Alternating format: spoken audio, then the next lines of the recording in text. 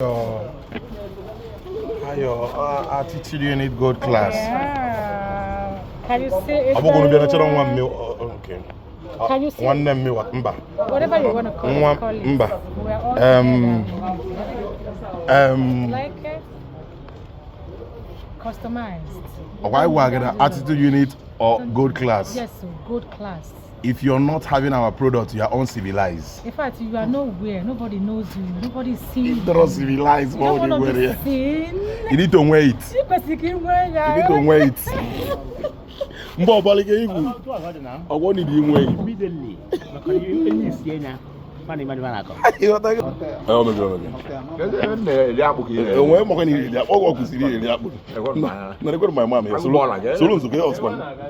Attitude unit or nothing.